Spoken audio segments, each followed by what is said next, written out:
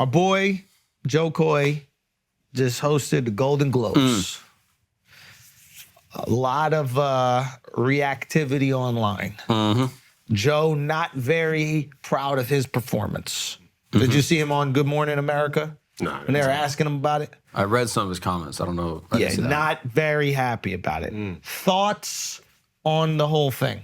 Did you guys, we all watched it? Yeah, we watched it. So, Yeah. I mean, tough. To take it on 10 days for that audience is like kind of a nightmare situation. also following arguably the best version of that ever, Yeah, Ricky was killing it. Ricky. Yeah. That's the expectation. Okay, Al, thoughts? I don't know why any comedian wants to do that, bro. So that's an interesting one right there too. Like, it's an incredibly difficult job to win at. You're performing in front of quite possibly the worst crowd to perform in front of, meaning everybody there is already pretty self-absorbed. I mean, they're actors, right? Or filmmakers. They're artists. Artists, we are self-absorbed. Like, we're part of this ilk. Not only that, they're acutely aware that the cameras are on them. So Timothy Chalamet and the Jenner girl, Kylie Jenner, having this moment where she's fixing a tie. Both of them know that there's a camera right here, and they're playing up how cute they could possibly. Taylor Swift and Selena Gomez and the other girl gossiping all together, but they know everybody is aware that the camera's on them. Nothing's candid about the situation. At all. So they're not. You have to snap them out of their own head, which is, I'm being watched. We've all had a conversation in front of cameras, right?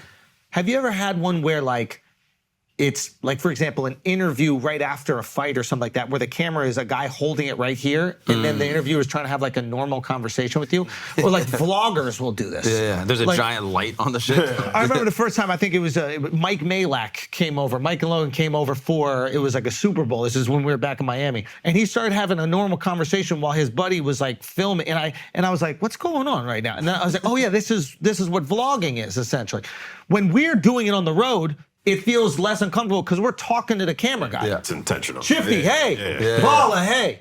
But this was, what I'm saying is it creates a very uncomfortable environment, okay? Now, how do you win in that room? What did fucking Ricky do so well? He opens up by saying, I don't want to be here. I don't give a fuck. I don't care about this. I literally don't. I have my beer, half drink up here. This is not a big deal for me. And then he patronizingly says, guys, these are jokes. I know you're self-absorbed actors that take yourselves way too seriously, but these are jokes. So he's already going, we're at school, you guys are the children. Yeah. And we he believe does, him. sorry. We believe him when he says And we believe when he says it. And he don't got to give a fuck. Yep. He made all the money. He got the hit shows. He got the huge tour. And he goes out there and he doesn't give a fuck, which is intoxicating to people in Hollywood because they give so much of a fuck. They want it so badly. Especially on that night. That night they're auditioning for their next movie and their next movie after that. And there's an award on the line, and their clients have an award, and everyone's thinking about that. They've worked their whole life for this. They're not worried about your stupid little jokes. They're like, get it out of the way. Did I win? Did I win? Did I win? Or did the movie I'm in win, and then I can get this other thing? They're trying to schmooze with a director that they might have had a connection with. They're like, ooh, when that director goes to the bathroom, I'm also going to the bathroom, and I'm gonna go meet him, and my agent's. Their whole thing, I'm imagining, is this networking moment that they believe is gonna change their whole fucking lives. Nightmare. Dub would love that shit. Oh, he's a master. You'd be a master. Love that shit. That just sounds like that. So, what Ricky did great was he goes, all of you guys care about this? I don't give a fuck. And y'all know I don't have to give a fuck. And I'm gonna make fun of your asses. And when you don't react, I don't give a fuck equally. And if you watch that, he doesn't care when the jokes don't get the reaction that they do deserve. The jokes are great. Yeah. And I think what happened with Joe is, and even from Joe coming on the pod and talking about it, I think he really did care. Yeah, it's awesome. And he talked about it. It was an important moment for him and his family and everything that he worked for and everything he came from to be there for that moment. And then when he started to get maybe the reaction that most hosts get, I think it rattled him a little bit because it wasn't the massive laughs that he's used to. Yeah, he's used to killing in an arena. Yeah. Exactly. Whereas Ricky's like, I know what this fucking room is going to be. I know that they're going to groan. I know that they're going to be pussies, and then eventually I'm going to bowl them This is over. also the 4th time Ricky hosted, 5th time? 4th or 5th, yeah. So, and I think that he reacted to that lack of reaction. You could tell that he really wanted to win and succeed in that moment. Whereas Ricky it felt like he wanted to troll him a bit. And I think that's the best position to be in as the host. You got to want to make him groan. You got to want to make him uncomfortable. That's the win. It's almost for us as an audience, we like to see them squirm. We want to see the close-up of Tom Hanks that we all love, feeling a little uncomfortable about a joke. We fucking love that. Yeah. And along with just, you got to have like amazing jokes that let them know you don't care if they like you or not. And they react to that. That's the big thing. Like, you got to not want to be in Hollywood because those jokes actually might cut deep, and somebody be like, yo, fuck that guy. You making fun of this director, and he's like, all right, well, you don't need to be in my movies anymore. Exactly. Now, the guy who goes, I don't care if I'm in your movies or not, that director's going to go, I kind of want to work with that guy. Yeah. So, I think you either need that if you're a comic, or you just get like a TV dude that's like a regular kind of milquetoast host that's gonna like make some cutesy jokes and to just let it be that. Exactly. Yeah. But that's not going to slap. No, but if you're a TV guy, you don't need to necessarily be funny. You just need to like make a fun environment. You know what I'm saying? Okay. Yeah. You can do it with music. 'Cause I think they did that once with the Oxfords. There was like a lot of songs or something. Like a Seacrest? Like, Yeah, give me an type- example. type person. Like that? Yeah, or there's different ways I think to do it, but the expectation will definitely change. But I think when you have a comic up there, now you have the expectation it's going to be really funny. When you have a non-funny person up there reading a prompter and it's a little bit funny, you give it a little bit more. Got you. You know what I mean? It's like a fat person dancing. Like, if they've got some coordination, you're like, oh, look at this fat piece of shit, right? Yeah, the girl hits a 3-pointer. You're like, bro. How'd she do it? That's awesome. She did her little step in. Like a midget grabbing something from On his tiptoes. Yeah, he's like, good job. Like a raccoon. Yeah. So yeah, it's a tough situation to win. A certain style is definitely going to work for it. Like, Joe is so charming on stage. That room, they don't want you to charm them. Yeah. They don't want it. They're like, we do the charming. We are the likable ones. This is about us. You don't need to charm us. And Ricky was like, I'm not going to charm you. I'm going to fucking roast you all into oblivion. Yeah. And then they start laughing because they're like, well, I don't want to be the one that like doesn't get the jokes.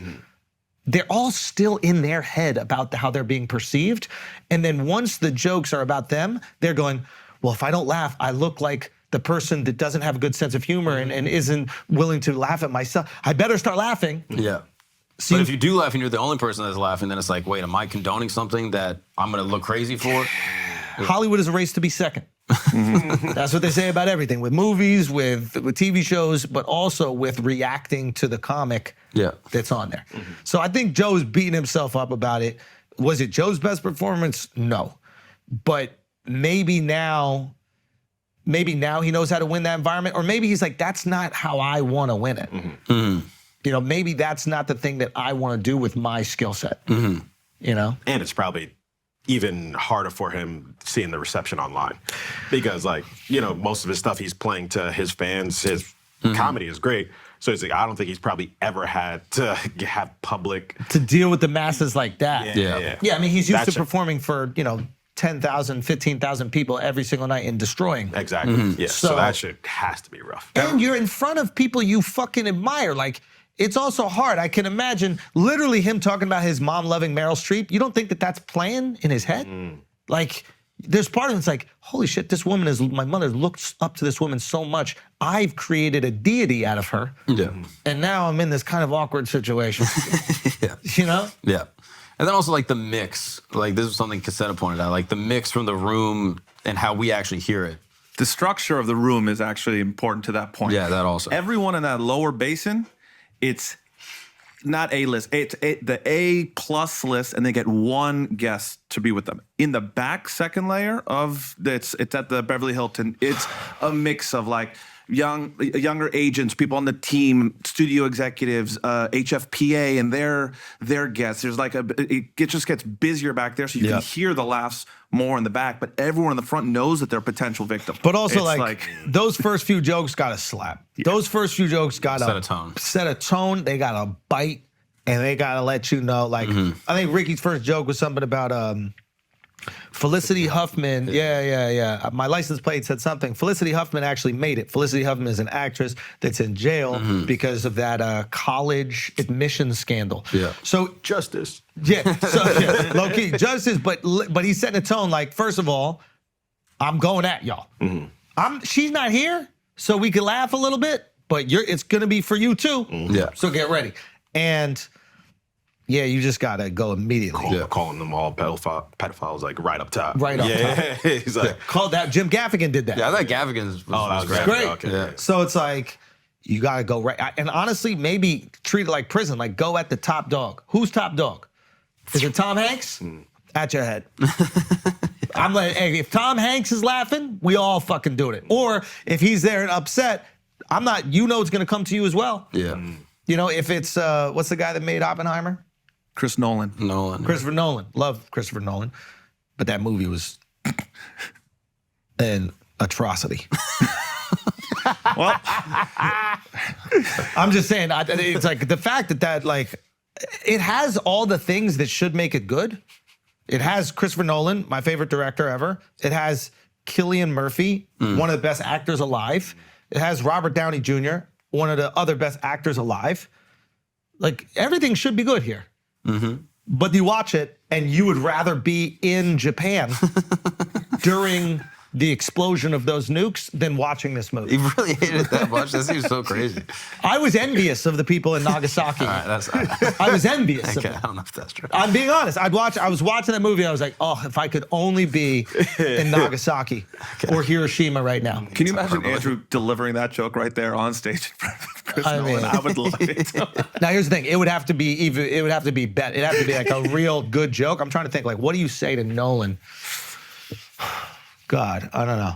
And these guys, I mean, it's their art. They're taking it so serious. You know, it's like, imagine somebody criticizing, your favorite joke that you poured a year, 2 years of your life into. Like, Well, the Leo joke that Ricky did it's fucking. was like a similar kind of premise, but like that's the kind of thing. It's like Can super you say sharp. the joke so that we can remind Yeah, it's people? basically like I forgot what movie he was. Oh, The Irishman. He's like, The Irishman was long. great. It was long though. It was pretty long. I mean, it was so long.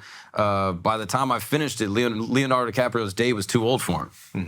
This is, okay, first of all, so many things why the joke is perfect. Great delivery One, for me. delivery is amazing. Thank you. Two, you get rewarded as an audience member for knowing things. You're only laughing if you know that Leonardo DiCaprio stops dating him at 25. So as an audience member, you're like, oh, I'm smart. I know things, right? Two, the joke ain't about the movie being bad. Right. The joke is about Leo and his sexual proclivities. And Scorsese knows the movie's long. Yeah. You know what I mean? He made it. So it's not offensive to him. He's like, yeah, it is long. Yeah, the only problem was Leo had to break up with his girlfriend at the end. Which The he movie was already gonna amazing. do. He was gonna break. Yeah, it's great. So crazy. Has Leo ever denied that? He's just like, yo, all y'all think that about me? I'm gonna keep dating these young it. bitches. Like, He probably likes it. You right. yeah, right. His reputation doubled down precedes on him. that Every time he shit. meets a girl, he's like, you know what this is. It is what He it doesn't is. have to explain nothing. Oh man. And every girl that dates him is like, I'm gonna be the one. I'm gonna go the distance. Oh, yeah. Every girl that dates him is like, I'm gonna be the one. And they feel the birthday coming up, they get extra nice. I would love to see a biopic of like the last 6 months of all the relationships. Because you know the girl is just going hammered, trying to keep it locked in. Yeah. I would love to see. I want to see Drive to Survive. But it's just the girls like trying to make it last in the relationship with Leo. Cooking every morning. They try to change their birth certificate and shit like that. Like, what you mean? You won't believe this. I had another year. I told you I'm Colombian. Look, I'm actually 20. That's amazing. Funny. Yeah, I want to see that, dude. That'd be beautiful. Anyway, so stay up, Joe.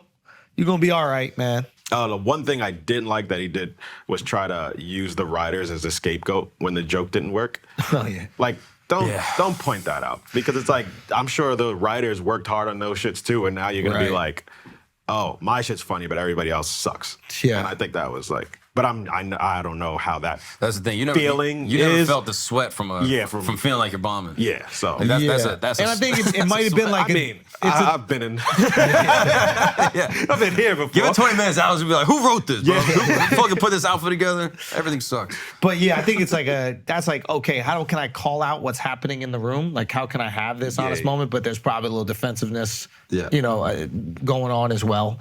And it's a high stakes moment. Bro, it's live. It's live and it feels like it's in front of the world. It kind of is. I mean, nobody gives a fuck about it. To be honest, no, it's, really. it's That's good. probably viewed more because of the negative reaction than if it went great. Yep. If it went great, less people would have seen it. Yeah, that's true. More people know about Jo Koy now. Yeah. Which so maybe than it works did before. out. Yeah. Maybe it works out. And then they go to the show and they're like, oh, this is awesome. Like it might actually like work out for them. I also think that the reaction was so negative that if you hear that first and then go see it, You're like, ah. it's not close to as bad as how awful Twitter made it seem. Yeah. Like Twitter made it seem like not a single human being laughed. Oh, he went at Taylor Swift. So that was the thing. Like he had one super like it I wasn't didn't. even. That must have been later because that wasn't part It's of not the in the open- monologue. It's in like an interlude in between. What'd he say? He says, "What's the difference between the NFL and the Golden Globes? The Golden Globes has fewer cutaways to Taylor Swift." That's the joke. Now you need to come hard if you go at T Swizzy. And she just took a sip. Didn't react, didn't laugh. They Then didn't gave a cut scowl. away. I thought she was in on it.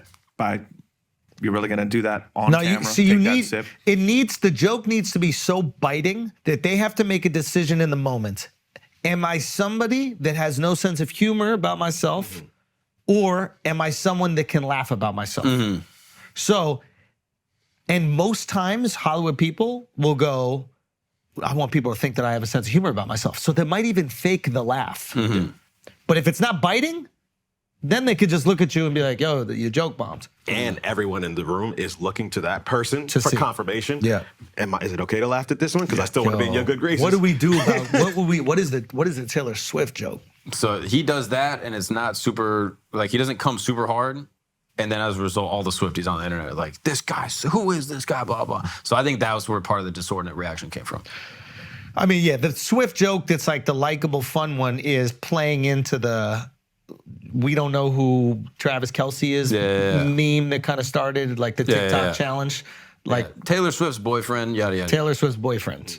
That like that's the likable, sweet one that Taylor's gonna laugh at, the Taylor fans are gonna find hilarious. And then you would connect that to an acting couple or something. Sorry. Then you connect that to like an acting couple or like a directing couple where we know one more than the other, and then you kind of flip it. And then here's something we can all laugh at, and this is kind of cute. They do this with George Clooney sometimes. Because his wife Amal. is like a human rights lawyer. Right. And so people will be like someone actually did a joke similar to that at his recognition for some award or something. They're like, his wife saved these people, did this, and we're giving George Clooney a lifetime achievement or something like that. Great. I remember that. And so it was like some version of that you could tie together and make a banger joke. Yeah, perfect. And then that's a fun, likable one. And then there's one that's actually stinging that's like, Mark's a better looking woman than she is. I mean, this guy is crazy. That's stinging, bro. That's a compliment. It I'm needs not a to woman. be. It needs to be at least. You would look better. That's what I'm saying. Needs to be at least a little clever. It can't just be can't be me. fact. It can't just be me. Yeah, it can't just be rude. Yeah. I came in with the Cat Williams right now. Yeah, maybe there's something about like you know how she will do an album about all her exes. Yeah. Yeah. So then, and I think we probably joked around this on the show, but like, you know, something about like Taylor's already found 20 different ways to rhyme CTE. Oh, yeah. Do you know what I mean? Like Yeah, playing yeah. off of what she's gonna write about. Yeah. Yeah. Maybe not that. I was trying to bail you out, bro. I was thinking, Maybe not that That's show. nice show the tape. Maybe not that Pregnant show. pause right These there. fucking writers, bro. That's, the problem is these fucking writers. Anyway, what else?